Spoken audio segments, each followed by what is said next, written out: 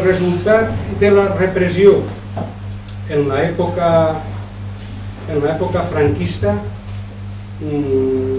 ja n'hi ha xifres, ja perquè gent ho va investigar. El primer que ho va investigar en València va ser un tal Vicente Gabarda, que va treure, diguem, les informacions de arxius de cementeris, diguem, i ell va calcular per així per Castelló, la policia de Castelló, 900 víctimes mortals, 900 morts. 900 morts.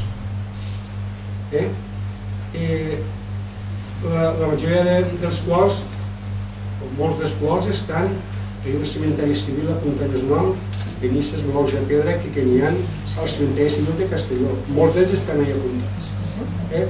Al cementeri civil de Castelló,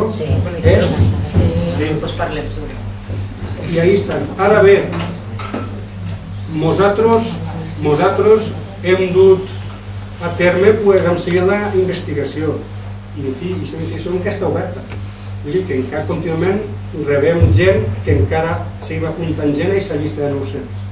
En concret, el company José Luis Porcar, que és el que investiga això de forma més concreta, el que van allí a dir-li este està, este no està, este ja ha tret ja més de 1.300 víctimes. I les 900, vull dir, després d'investigar això, han tret més de 300 víctimes de gent, diguem d'així, en general de la província de Castelló. Este llibre en concret que vam publicar nosaltres, que diu La memòria i la memòria de les víctimes, estan ahí tots els noms, la professió, el poble d'on eren i de què van morir. Està ahí tot. Vull dir que tot això ho han publicat, però clar, com resulta que nosaltres tenim uns mitjans que no són escassos, vull dir que són poc escassos, una publicació molt curteta i que pensen tornar-la a fer per a que la gent ho conega. Perquè estan tots els noms complets, tota la llista de noms estan allà.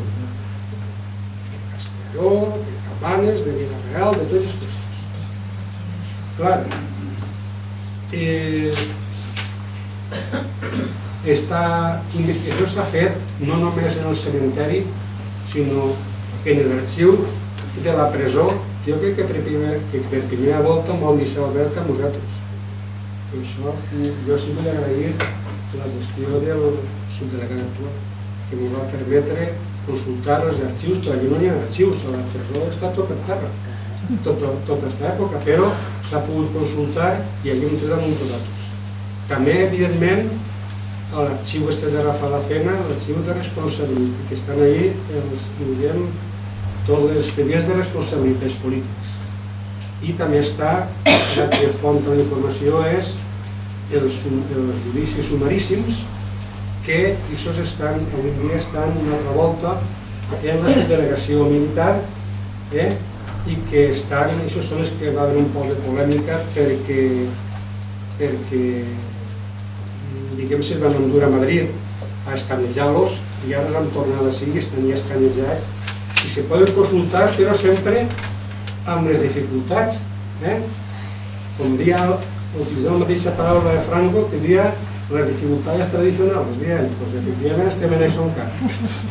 Vull dir que anem per allí, vull dir, jo comentava amb un meu germà que vaig també investigar allí i jo hi ha que fer una instància, jo he de posar els noms dels pares sencers. Això per què serveix un investigador? El nom propi de cada un, els noms dels pares. I a més unes limitacions que, en fi, nosaltres ja li vam dir al subdelegat que això si se pot arreglar, perquè ahí estan els judicis sumaríssims de cada un.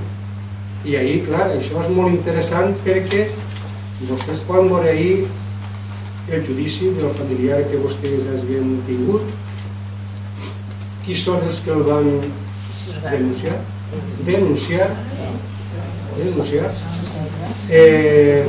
qui són els testimonis que van actuar, quina era l'acusació i què és el que havien fet. Clar, el problema que n'hi ha en tots aquests judicis, en tota aquesta informació, és que quan se feien aquests judicis, això era als anys 40-41, l'única informació que havia de tot això era la de judicis i l'any. O sigui que en veritat és també una informació exclusivament franquista. de jutges franquistes, d'advocats defensors franquistes, de fiscals franquistes. Vull dir que en realitat també és una informació que està molt sesgat també, vull dir, però això hi ha que tindre en compte que és l'única que n'hi ha. Entre això, l'expedient de responsabilitat i, en fi, i també si hi ha un cas, la informació que n'hi ha al cementeri, se pot aproximar-ho un poc, però clar, nosaltres, per això avui en dia, el que estem fent és acudir també, això ja fem, de modo estem actuant ja fa uns anys ja, als testimonis orals que ha manat a la gent major, a la gent que té anys, que han viscut això, i han demanat la informació, testimonis orals. També amb dificultats, com sempre. Perquè no pensen vostès que no tots i totes s'avenen a informar, no per ninguna mala intenció tampoc, ni per res, simplement perquè tenen por encara. Hi ha que dir-ho clarament. Tenen por encara i molta gent que nosaltres havíem concertat una entrevista i bueno, anirem tal dia a tal puesto i després arribar allí, no, és que parlar de meus fills, els meus fills tal, no diuen que no deixem passar, que hay que deixar córrer la història, no sé quantos, total, que normalment nosaltres no anem a obligar a ningú, perquè no podem obligar a ningú, però n'hi ha molta gent que ja se n'ha anat, malauradament, i que tenia molta informació en aquella època, per a poder contrastar, perquè és que si no només tenim la informació d'una part i abans. I si ens hem que podia donar-nos l'altra part de la informació, o coincidia o no coincidia, que és el que havíem fet.